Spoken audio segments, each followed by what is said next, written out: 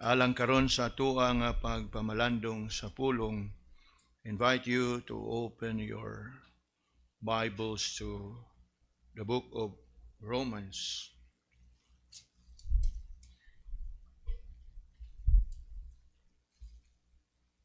Romans chapter 15.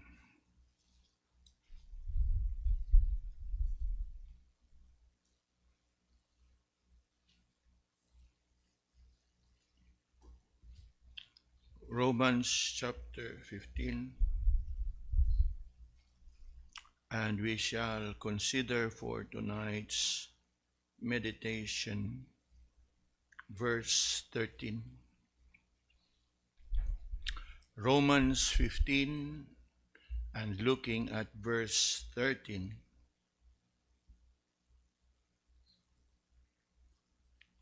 Those of our brethren following us online, if you have your Bibles, please do join us diha sa atuang pagbasa o sa atuang pagpamalandong niini. Let's read together Romans 15 and verse 13 together. Now the God of hope fill you with all joy and peace in believing, that ye abound in hope through the power of the Holy Ghost. Looking at this verse this evening, I want us to consider this meditation that I titled, Hope to Face Life's Challenges. Paglaom diha sa pag-atubang sa nagkalain-lain nga sitwasyon sa kinabuhi o sa mga hagit sa kinabuhi. A line of a well-beloved hymn goes like this: strength for today and bright hope for tomorrow. Nagtuo ko nga familiar kay ta ang awit. This is a line from that hymn, Great is thy faithfulness. And we used to sing, and we sing it heartily. Not until you find yourself in a difficult situation nga diha gyud nimo ma-appreciate ang mensahe ba nga nagaingon, strength for today and bright hope for tomorrow. You know, when you come to a point in your life nga halos sa imong pagginhawa bitaw murag imo nagyong appreciate nga this could be your last breath, diha na gyud nimo ma-appreciate nga strength for today and bright hope for tomorrow. Now, we have been awaiting for the kanang results sa ako ang test, and somehow it's been some time. We were counting because we were told nga pito ka adlaw, but the people there explain nga 7 working days. So amo mong gisubay nga Tuesday ko, so gi-assume na mo nga Tuesday unya kay pagka Tuesday wala ganihan na po tawag si Mrs. ang ingon sa katong dito sa laboratory ningon nga kuan man guni siya ma'am kanang 7 working days. Unya last week kay holiday na atong Huwebes, so wanay kwinta Sabado o Domingo. So most likely og dili ugma sa Biyernes. So we are held in suspense, but as I have said and as I have told you, that regardless resulta, we have entrusted all things unto the Lord. Now, there's no point of trying to look into it and to think about it. We might as well leave it to the Lord and let the Lord deal with it. Mauna din we trust nga ang Ginoo po'y naay katuyuan, siya po'y naay solusyon kung subay sa iyahang kabubuton. Rather than nga magsige kag suspend, sige ka og I would rather like go through as everyday nga mga kalihukan. Now and then, like kaghapon sa buntag, o kaghapon sa hapon, I had this conversation with Master Kushi over the phone. And then he asked about the result. Tingko wala paghapon, Pastor. Pero sige lang, we will let you know once it's out. Now, we thank the Lord for keeping us and sustaining us all this while. Niadtong Domingo, ang ako apong mama, we had dinner with the family. Ingon, kano sa man ni Goa, wapa gyapon. And then my older brother, my sister. Now, taliwa ni nga tanan. We continue to cling on and hope in the Lord. Ngay, mo na giingon ba nato nga kanang ato agong gipaabot ko ano mo lang na siya murag official na declaration na lang na ba. All signs point to that one particular thing. Ingon lang nato nga well, if the Lord, as the Lord wills o kung sana siya nasa ko ang bahin, I am committed myself nga hangtod sa naay kusog, hangtod nga hatagan sa kog tingog sa Ginoo, I will continue. I will not stop serving Him. At tungod niya na padayon kita nga naghupot sa paglaom diha sa Ginoo. Apan sa tinguha nga as where am I and my family at this moment, whatever blessings that we would experience, I hope that you would also experience. Diin, you don't look at us as kaluoy o gunsa. No. Let's look at it joyfully. Kay naay katuyuan ang Ginoo sa tanan. And we all know this, all this while, God is sovereign. But, nini nga kagabhion, as I have said, yes, we are familiar with that line, strength for today and bright hope for tomorrow. How long have we been singing that hymn, taas na nga panahon? But not until you come to a point nga naa ka sa kanabang ingon pa nato crucial and critical moment of your life nga maka-appreciate yung ka nga, wah, kusog sa kadaadlaw, gasa na siya sa gikan sa Ginoo. Ayaw usiki, ayaw ibaliwa, gamitan na siya sa mga butang nga makahimaya sa Ginoo. Strength for today. And then what? Bright hope. Kana bang paglaom, unsa nga matang sa paglaom? Hayag nga paglaom. Bright hope for tomorrow. But na kung atong sayron mga kaigsunan nga regardless sa ato ang sitwasyon sa kinabuhi, ang Ginoo is able to give us strength each day of our lives and is able to give us bright hope alang sa ato ang ugma. We love to sing, because He lives, I can face tomorrow. And so, looking at this verse, atong lantaon nga si Apostol Pablo dinhi, agi og pagdasig sa mga kaigsunan sa simbahan dito sa Roma, invoke this blessing from the Lord. And what is that blessing from the Lord? Hope. Look again in verse 3, verse 13. Now the God of hope fill you with all joy and peace in believing, that ye may what?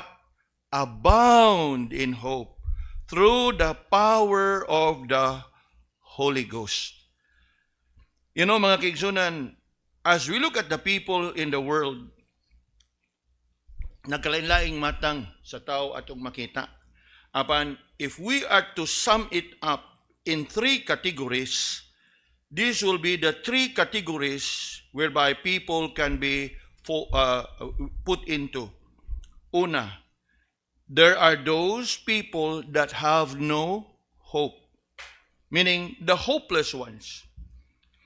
These are people that are downcast, people that are defeated, discouraged, depressed. The hopeless ones. Unya, ang ikaduha, those that have false hope. Ang una, those without hope. Ang ikaduha, those who have false hope. Now, who are those people belonging to this group? Ang hopeless, without hope. Those who have false hope, they are what we may call as the hopeful, malaumon. Apan ang ilahang paglaom is placed in people, in material things, in their riches and wealth, in favorable circumstances and conditions of their life. In other words, they are hopeful nga kining mga butang o mga tao nga ilahang gilauman mao gyoy makahatag kanila sa kasulbaran sa tanan nga ilahang problema. So, we would consider these people as hopeful.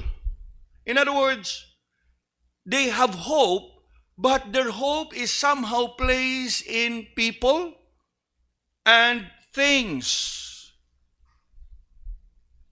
Ang ikatulo,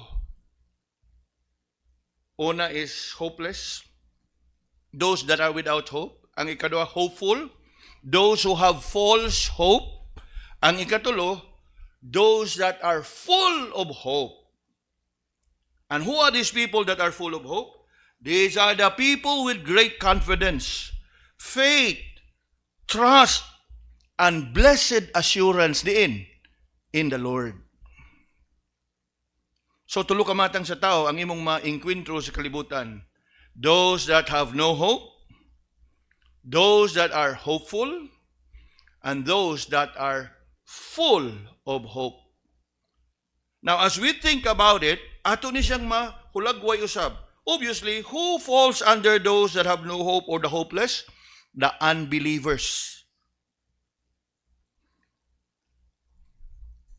What about the hopeful? The second category. Both unbelievers and believers can fall into it. Kaya naamang gihapon yung mga magtutuo nga ibutang gihapon nila ilang pagsalig sa ilahang kabtangan. Sa first category, unbeliever na. Sa second category, hopeful, it's a mixture of both unbelievers and believers. Apan sa ikatulo, those that have genuine hope and full of hope, they only are made up of those true believers that are full of hope in the Lord. Nining kagabion, as we look at this passage, mga kaigsunan, it is my prayer that we will not fall under that second category, nga hopeful. I want everyone to be full of hope. Enough with putting your trust and confidence and hope on people. Enough with putting your trust and confidence and sufficiency in your riches and wealth. It's about time. If you are a true and genuine believer, nga ang imo ang pagtuog, paglaom, anaa ra gyud sa Ginoo. Now think about those people who are in the kanang ingon pa nato, bearing with afflictions and infirmities of the body. Butang na nato sama sa kanang naay mga lingering sickness. They can have all the money in the world. They can have the best doctor nga mo tanaw nila, mo tratar nila. Apan kung ang imong paglaom na aragyo diha, eventually mapakyas yun na. Kaya nga naman, kay ang tinud-anay nga paglaom, ana aragyo sa Ginoo. Kay diha sa Ginoo, ang imong paglaom, mabuhi man kag mamatay, malaumon ka nga you are in good hands. Kuha na to? Kay og ang imong paglaom naa sa medisina, naa sa pinaka-the best nga hospital, naa sa pinaka-the best nga tambal, eventually mapakyas gyud na. So ini kapakyas nga pagbutang nimo sa paglaom diha malaumon gyud ka nga masalbar ka diha, maayo ka diha, but eventually to a certain point, yes, it may be able to hold you to a certain point, but inigabot na gyud diha when it is time to go. And so what? Hoy-hoy imong abaga, masulubon ka. Pero kung ang imong paglaom na anandaan sa Ginoo, for to me to live is Christ and to die is gain.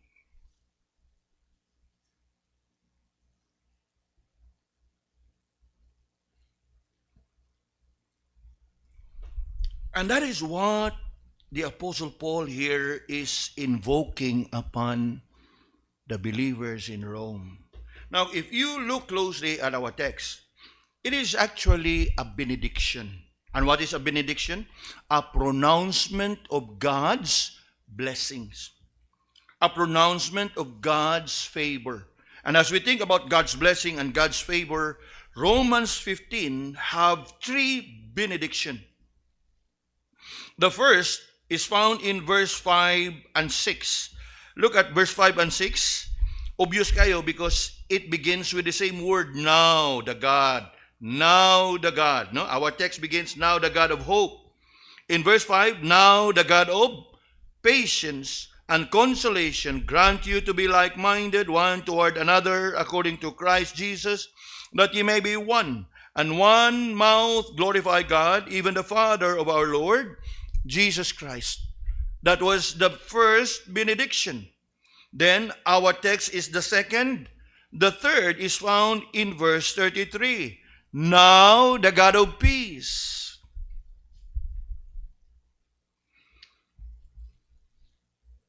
Verse 13 is the second of the threefold benediction, wherein the Apostle Paul invokes that blessing of hope. Nga naman, obviously, sa ato ang pagkinabuhi niini nga kalibutan, we all need to be built up diha sa ato ang paglaom.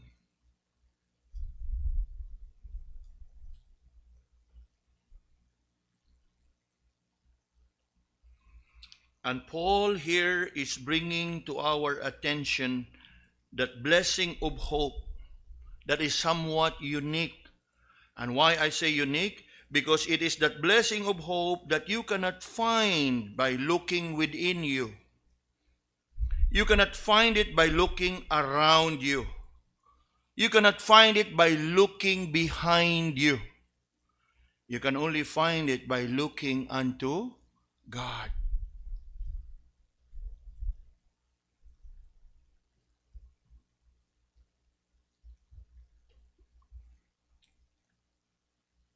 And that is what the Apostle Paul is bringing to our attention in our text. How we should look up to the Lord in order for us to experience the true and genuine hope. True and genuine hope. And why is it needful for us to look up to God? Tulo ka butang ato ang malantawan dinhi sa ato ang verse. Una, it is because God and God alone can give us that true and genuine, or I would say authentic hope. Look with me again at verse 13. And notice how it begins. Now the God of hope fill you. Nindot kayo na pagkasultirya mga igsoon. Now the God of hope fill you. Now, there are few things that are obvious here. O if imo nang tutukan pag-ayo and you analyze the text, in fact, you need not analyze kung imo lang taon o you engage yourself in a simple observation of that portion. A few things you will notice here. Now the God of hope fill you. It means, una, that God is the origin of hope. Siya mo'y tinubdan sa atong paglaom. Ikaduha, that He is the ground and giver of hope. Siya ang tinubdan o siya po'y muhatag. God is the origin of hope. God is the ground and giver of hope. Putting it another way, God is the source and the supplier. God is the one who inspires and imparts that hope.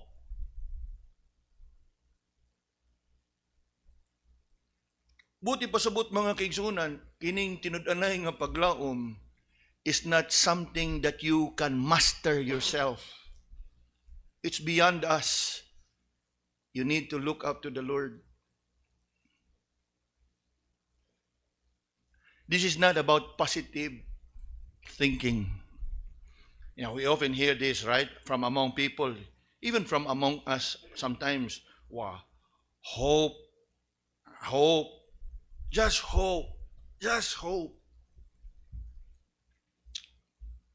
Now, it may be a sincere word of encouragement apan sayri mga kaigsunan that it is not for us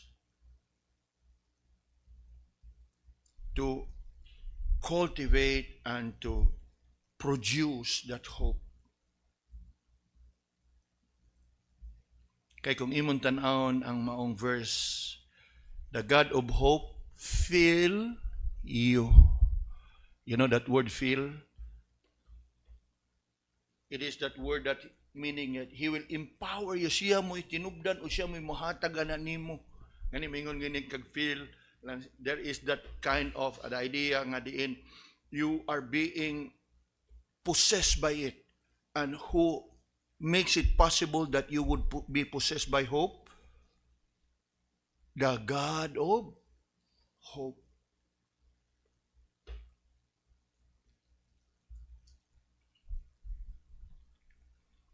For as it is obvious, as Paul here invokes, the God of hope fill you. He is the origin, He is the ground and giver, He is the source, the supplier, He is the one that inspires and imparts hope.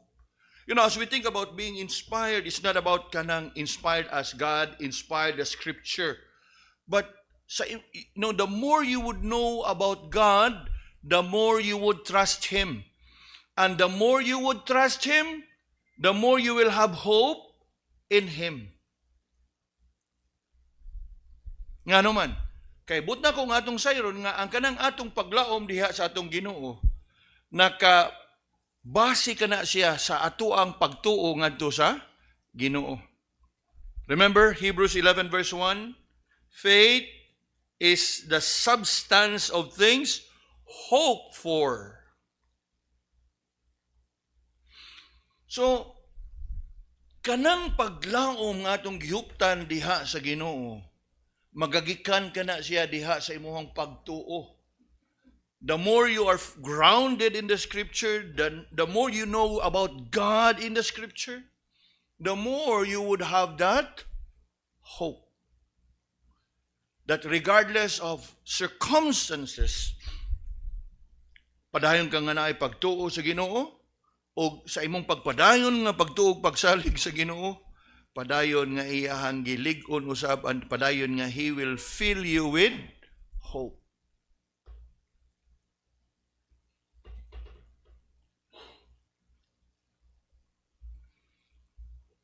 And this is the kind of hope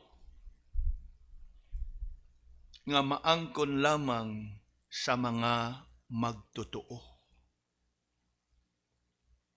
Ngano man, kay kini nga paglaom nakabase man sa pagtuo. And this is what makes us different from the world. Yes, kung tan-awon ta together with the people of the world, we all look the same, we appear the same, we dress up the same. Apan ang kalahian is we have the Lord diha sa tuang kinabuhi. We have the Holy Spirit diha sa tuang kinabuhi. And the presence of the Lord, and by the indwelling of the Holy Spirit, that is what makes us different from them.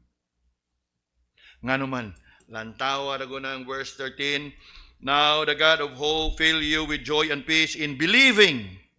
Believing. Unya, unsa pa gyud? May abound in hope through the power of the what? The Holy Spirit. Mao kana mga kaigsunan nga, I want us to understand this. You know, kung tinud-anay kita nga naay pagtuo sa Ginoo, yes, sometimes our faith can fluctuate, medyo maluya ta, mamugnaw ta, pero kung ikaw tinud-anay gyud nga magtotoo diha sa atong Ginoo, you are firmly grounded diha sa iyang pulong, and you know God sa imuhang kinabuhi, wa gyud kay katungod nga mahimong hopeless.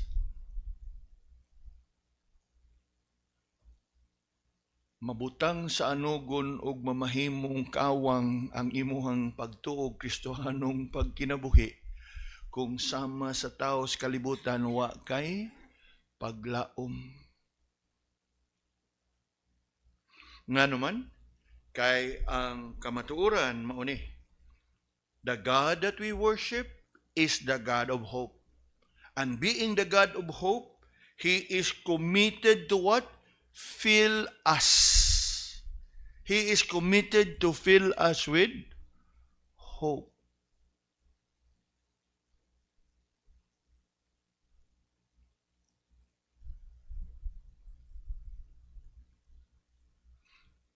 Nga sa imuhang matag adlaw, regardless og unsa nga sitwasyon ang imong giatubang, malaumon ka. Unya ang imong paglaom nga dili nga maayo ka kay og ayuhon kas Ginoo, praise God. Pero ang imong paglaom nga the Lord will take care of you. Kay nga naman, kay kung nasabtan na gyud nimo ang kamaturan sa imong Kristohanong pagkinabuhi, walay angay kawilihan sa kinabuhi niining kalibutana. Remember, for to me to live is Christ and to die is gain.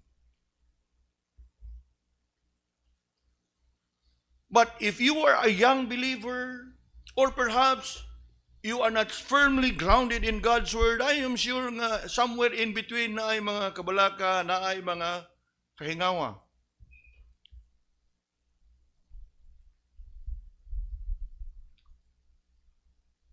Apan kung ikaw, uban sa imong pamilya, are firmly grounded in God's Word, yes, manaa ka, gumawa ka sa imong pamilya, ang imong pagsalig ug panglaom naa sa Ginoo, then we can sing, God will take care of you.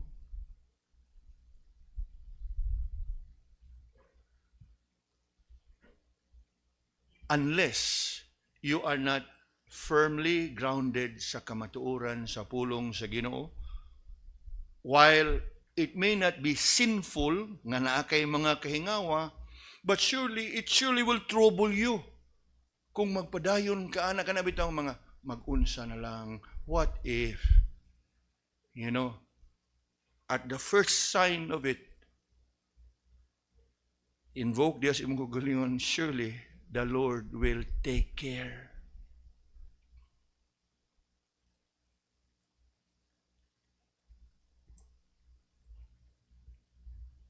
Nga naman, because the God of hope will fill you. In fact, if you look at verse 5, the very first benediction, sa threefold benediction in the book of Romans, in verse 5, ingon siya diha, now the God of patience and consolation grant you to be like-minded one toward another according to Christ Jesus. It's actually another way of saying that God is the God of hope.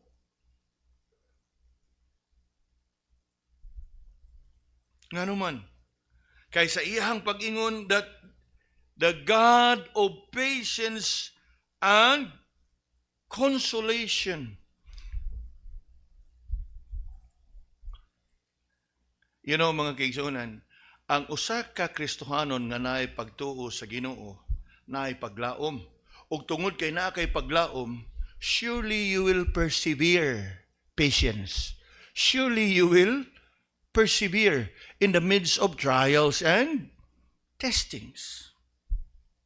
So, mo ka na diha, the God of consolation, the God of patience and consolation. There is that sense of establishing you and encouraging you and what? Ingon diha, endurance.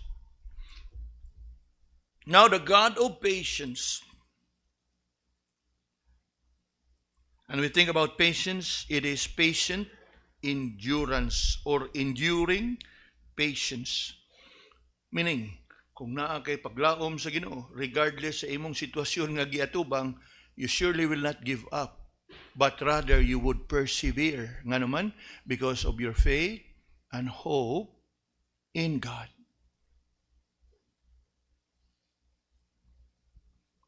And then as we think of the word consolation, yes, hope in God gives you endurance, and hope in God gives you encouragement.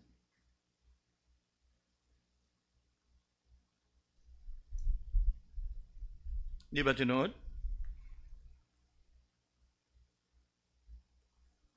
Subot na kung atong sayron mga kaigsunan nga, ang ato ang Kristohanong pagkinabuhi is not about stress-free or struggle-free or problem-free life.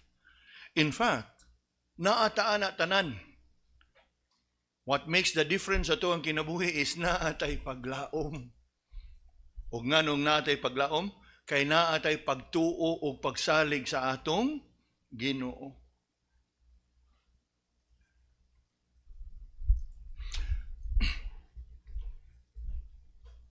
Look again in verse 13. Not only that we can learn about God as the giver of a true and genuine, or shall we say, authentic hope nga only the believers can possess and only the believers can enjoy.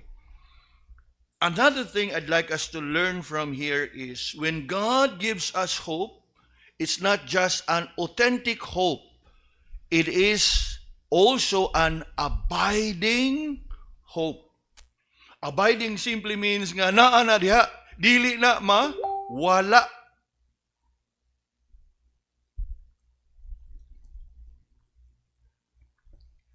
Naton panayon nun pagtanaw ang verse 13. Now the God of hope fill you with all joy and peace in believing. Kung magpadayon ka diha sa imong pagsalig sa Ginoo, padayon nga imo hanghuptan ang paglaom. Now, people of our background, or even people in the world, we are so familiar with the saying, salig lang ayaw, laom. Pwede ba ko na? Kung naa kay pagsalig, naa gyud kay paglaom. Pero mao lagi, kana nga panultihon, salig lang bay, ayaw lang gyud laom, kaya ang imong gikasabot di man Ginoo. Tawo man. Mo na nga lagi mo pahimangno nimo nga part. Istoryahan, kasabot mo, salig lang, ayaw. But as far as God is concerned, wow, you look again, the God of hope fill you. And what is it that He will fill you? All joy and peace.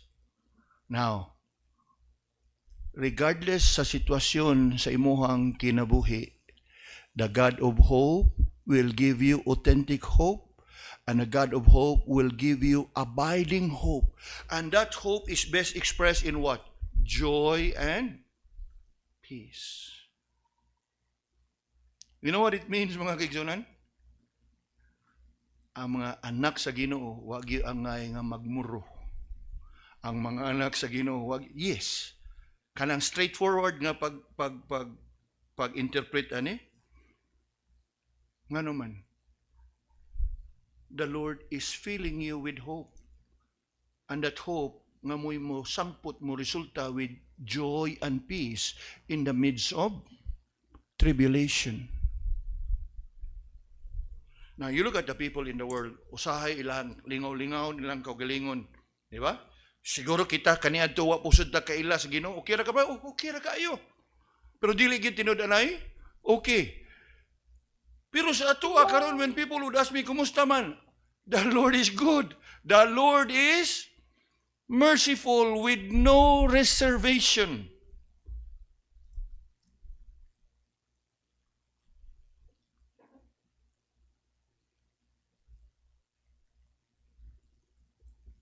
Now, niining pipila ka mga simana o buwan since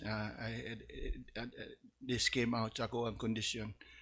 Now, something nga kanang makita na ko like for one sa ako ang mama Nga every time nga magkakita mi, magkatagpog mi mo ba, o iya nagi kong hakpon pag-ayo. Yung nga, oy, kanindot ani.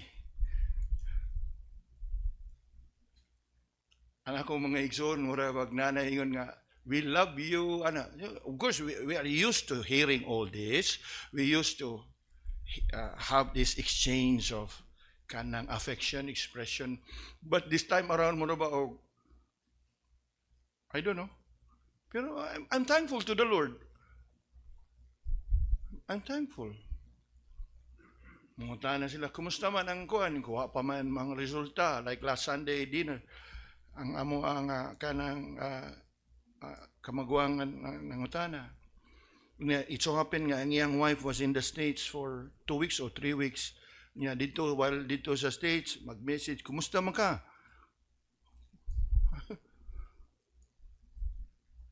How to answer? Of course, by God's grace, I'm fine.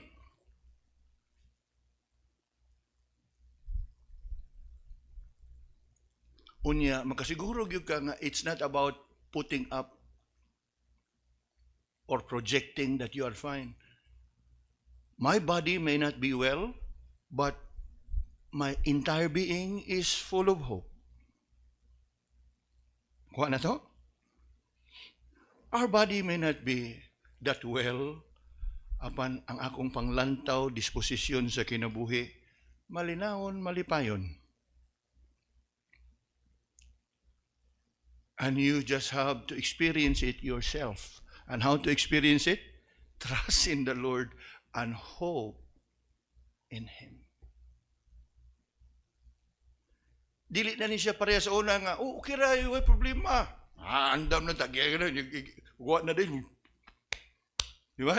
Sa huwag patas Ginoo ba?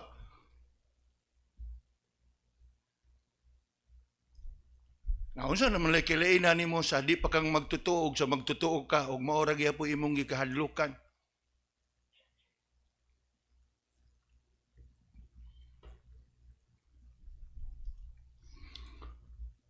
Yes, I want us to understand this. God gives us an authentic hope and an abiding hope nga sa imuha nga pag-experience niya na nga paglaom, inubanan ka na siya sa unsa? You look at those words there, joy and peace. Napangutan na inyong kagalingon siguro mga matay mo ragwa pang kaabutan ng dapita, pastor. No. Salamat if you are being honest with yourself, but you look at it. This is not just a possibility. It's the reality kung ikaw anak sa Ginoo. Kay ug di mo ni makabot, that means nga wa pa jud kay sa kay kasiguruhan nga moadto ka sa langit. Di ba? Kay nga naman, what is it that holds us? We believe and we hope.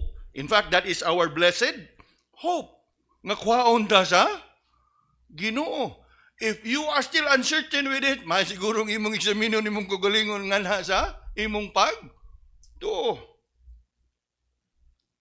Kaya di pa kasiguro diha, dili data ka, tinud-anay o matinud-ano mingon, for me to live is Christ and to die is,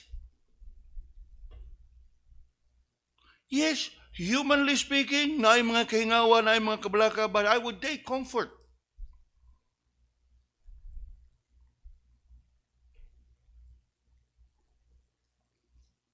Nga naman, because that hope that God would fill us comes with what?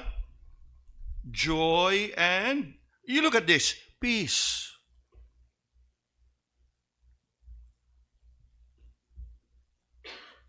We are familiar with James 1:12, right? My brethren, count it all joy when you fall into diverse. That is something strange. You look at the world. If you think about it as the world thinks, kanusa pa ka magmalipayon taliwa sa imong mga pagsuway. Yet the Bible tells us, count it all joy.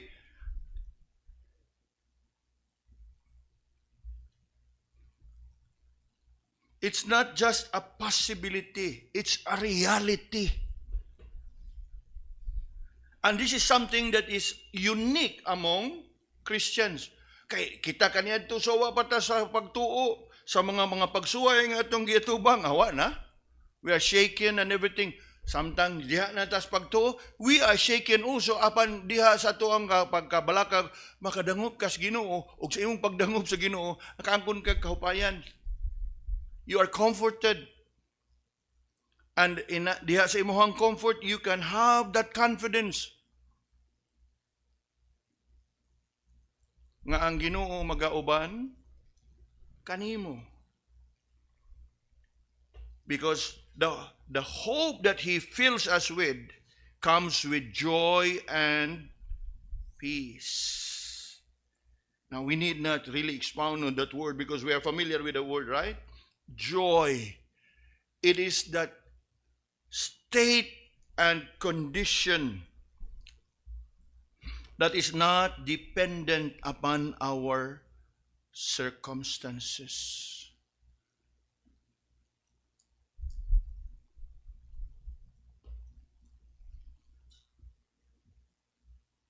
In fact, dili pa lang dugay, we studied 1 Peter. And the book of 1 and 2 Peter was written, addressed to believers who are in the midst of suffering.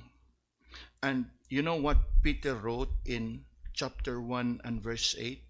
Turn your Bibles for a while to 1 Peter chapter 1 and verse 8. I want us to notice something in here. 1 Peter chapter 1 and verse 8. Look at this. Whom, talking about Jesus, whom, having not seen, ye love, in whom, though now ye see him not, yet believing what? You rejoice with joy unspeakable and full of glory. Time po sa, kinsa ganito iyang gisuotan, ani? Believers in the midst of persecution. And what is it that he was writing? That they will be filled with all joy. Joy that is even unspeakable. Mingon gani kang unspeakable, indescribable, amazing, marvelous.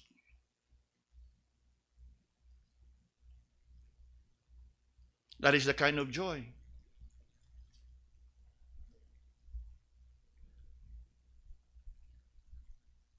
And then what? Ingon pa diha. The God of hope fill you with all joy and peace. You know, mga kaigsunan, peace is one familiar subject in the Bible. It is that state of the heart and of the mind of being at rest. Not only in the midst of peaceful situation, but even so in the midst of trouble. And that is the kind of peace that you will enjoy. Come with me to Isaiah 26 and verse 3. I want us to notice this wonderful kanang verse and comforting verse. Ingon diha in Isaiah 26 verse 3, Thou wilt keep him in perfect peace, whose mind is stayed on thee. Why? Because he trusted in thee. Now, unsa nga matang sa kalinaw ang iyang ihatag? Perfect nga kalinaw. Now, I don't know how it is like and what it would be like to experience perfect peace. Yes, to be at peace is to be at rest. At rest nga murabag malinawon ka, nga haruhay ka. Siguro ma-imagine mo like ang bata nga nindot kay katog diya siyang duyan, that is peace. Pero kana nga peace, matugaw og masamok, kung naisaba, kung mawiwi, di ba? O gutomon, muhilak ang bata. So, muhilak ang bata, there is now what? Trouble. But you talk about the verse that we've read, unsay gisaa diha, thou will keep him in perfect peace. Nga kana bang bisan pa man sa kasamok o bisan sa kasaba sa palibot ang bata wa matugaw og padayon nga natuog diha sa iyahang duyan. You know, every time nga makapauli may kaniadto sa kanang hometown sa kong papa, unya of course kana bang ato ang mga kaprintihan willing yun kayo nga ari lang mo tuog dinhi ana so matuog ta dito nga nagyo say nga adto kas kwarto bitaw nga ma-assign kas kwarto nga naay kanang napay kanang duyan ba nga hiniktag pisi bitaw unya ang kwartong sakos harina mo kanang yan daghan man na dito kay naagos iligan ang Pillsbury karon Pilmico na naaman na dias iligan ang planta ana. So ang madali nga mahimog duyan kanang sako sa harina. Unya hiktan diri katong nylon nga baga-baga ibitay din ng haligi nga kukulambir. Gani mahinom do, di ba ato gisuway si Ruth diha sa una no? Ato bakasyon mi dito kausa ko niya dito mi nabutang sa kwarto nga naay bata ba niya. Murag si Ruth ato gamay agi pasuway gid na mo sa kanang sako sa harina. Alam mi kay katugay, imo lang yugyugang gamay, dugay man mahunong. That is, if that is a picture of perfect peace, I don't know. Apan ang nindot diri nga atong katunon, mo nay gisaad sa Ginoo nga iyang gihatag nimo o ihatag nimo simply because you trusted in Him. You look at the last part of the verse. Thou wilt keep him in perfect peace, whose mind is stayed on thee, because he trusted in thee.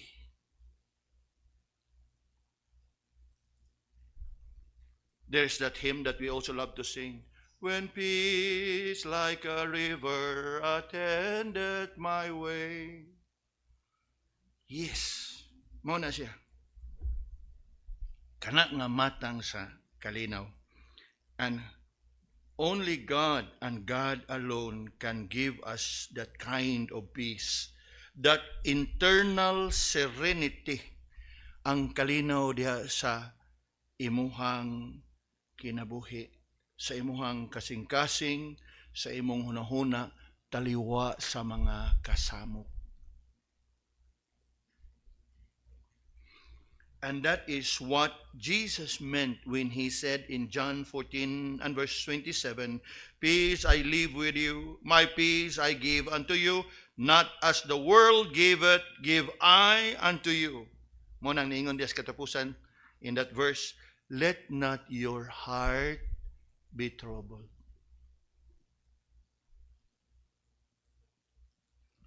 Now, if you are quick, you can turn there para nga madasig mo.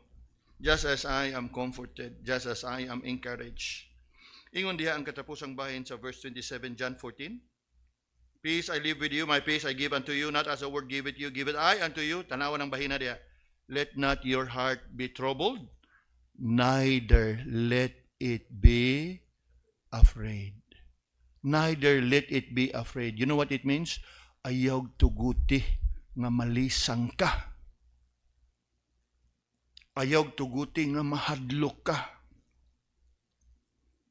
It's like the Lord telling you and assuring you, you know what? I've given you this peace. Wa na kay angay nga mahadlok. Wa na kay angay nga kahadlukan.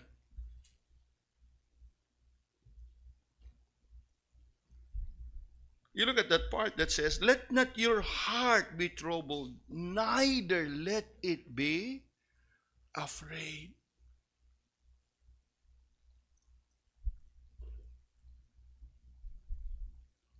So these are the kind of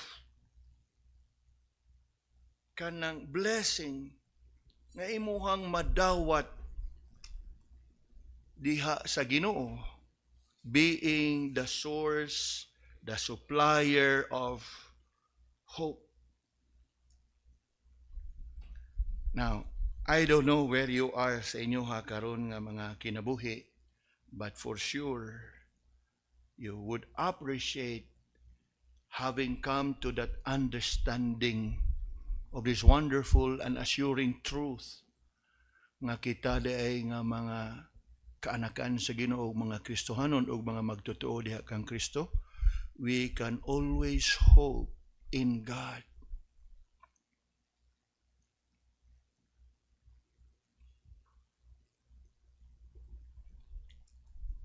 Now, one more.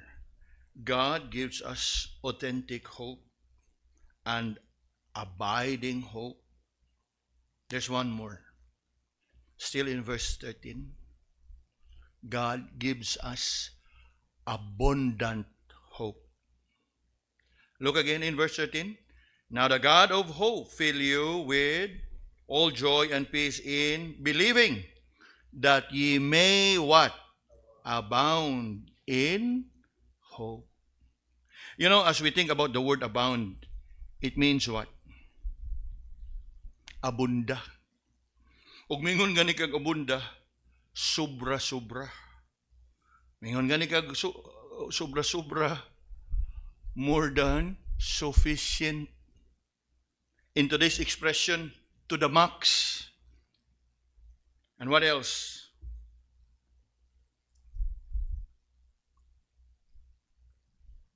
Something in which you will find satisfaction. Ngano mang satisfaction? Sobra-sobra good.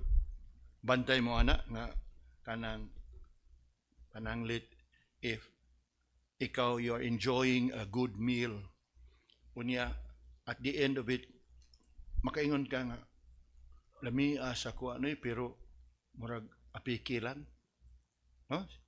Lami pero dili abunda. Nakuha na to? Pero ang word nga gigamit is abundant. Sa ato pa, sobra. There is oversupply. There is abundance. There is excess. Because it is described as abundant. And what makes it abundant? It is abundant simply because it comes from a gracious and generous God.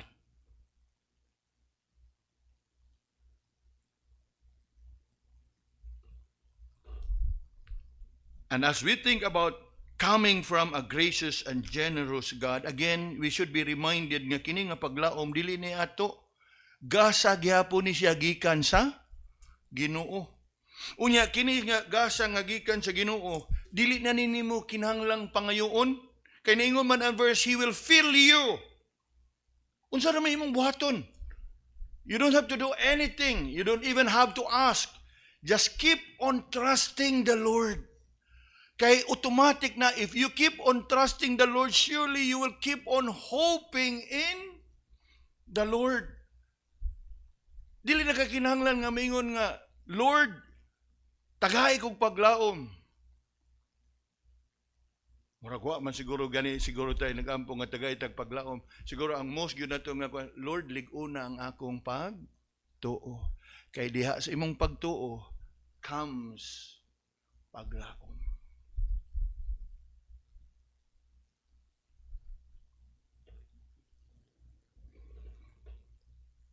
We don't have to ask for hope. It is God who fills us with that hope. And this hope that is given to us, dili gani na gikan o pinaagi kanato. It is extended and conveyed, gipaambit na diha nato, pinagi sa unsa. You look at the last part of verse 13.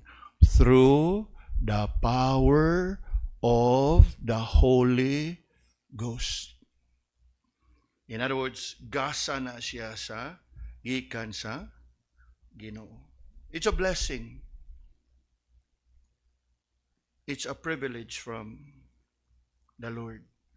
Gani mga kaibigan, as we think about this hope that the Apostle Paul is invoking, it reminds me of a very familiar passage also.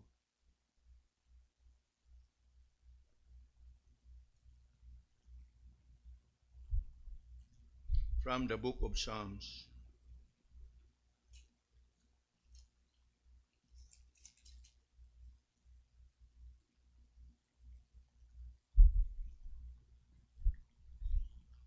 Psalm 42. Taliwa sa nagkalain-lain nga giatubang nga sitwasyon sa gasuwat sa maong salmo, like in verse 5, ingon diha, why art thou cast down, O my soul? And why art thou disquieted in me? Unsay solusyon? Hope thou in God, for I shall yet praise him for the help of his countenance. And he said it again in verse 11, why art thou cast down, O my soul? And why art thou disquieted within me? Hope thou in God. Kanang word disquieted bitaw. Of course, o quiet gani, peaceful, at rest. Disquieted, nasamok. Unya ingon siya, nganong nasamok ka diha sa imuhang kasing-kasing? You should not be disquieted. Unsay solusyon? Hope thou in God. Now, siguro sa uban ka nato mingon, sayon nagyugay na siya isulti, pastor. Now, yes, I am with you. But you will come to a point butang na gyud nimo sa pagtuo ug pagsalig sa Ginoo. You can only experience it nga dili gyud sad nimo, bisang ikaw mismo dili kang kanang explain nga igo lang gyud ka, Lord, salamat for the comfort, salamat for the peace, salamat for the joy taliwa sa ato nga giatubang, regardless og unsa nga kahimtang og sitwasyon. We can only thank the Lord kay kana gikan kaniya ug nga atong padayon nga gi-enjoy. Yes, God gives us authentic, abiding, and abundant hope. And God can give you to the max nga sa atoang pagkinabuhi makakanta gitag strength for today and bright hope for tomorrow. Unya, unsa gani sunod ana? Blessings all mine. And what else? With 10,000 besides. You know what it means? Nag-awas-awas nga panalangin. Blessings all mine. Blessings all mine. Unya na pa'y pakapin. With 10,000 beside. You know, when was the last time nga na-experience yes blessing? Gisaw ni mo tali. So, diya na sa ibutang. Ang uban. Wa kanindot kayo, ana. Di ba? Blessings all mine. And then what? With 10,000 more beside. Siguro sa ato ang mga special nga adlaw sa kinabuhi, birthday, o what? Graduation, what? Di ba? Na ay mga regalo nga atong madawat. Wa, daghang kayo sa blessings all mine. Pero with 10,000, wow.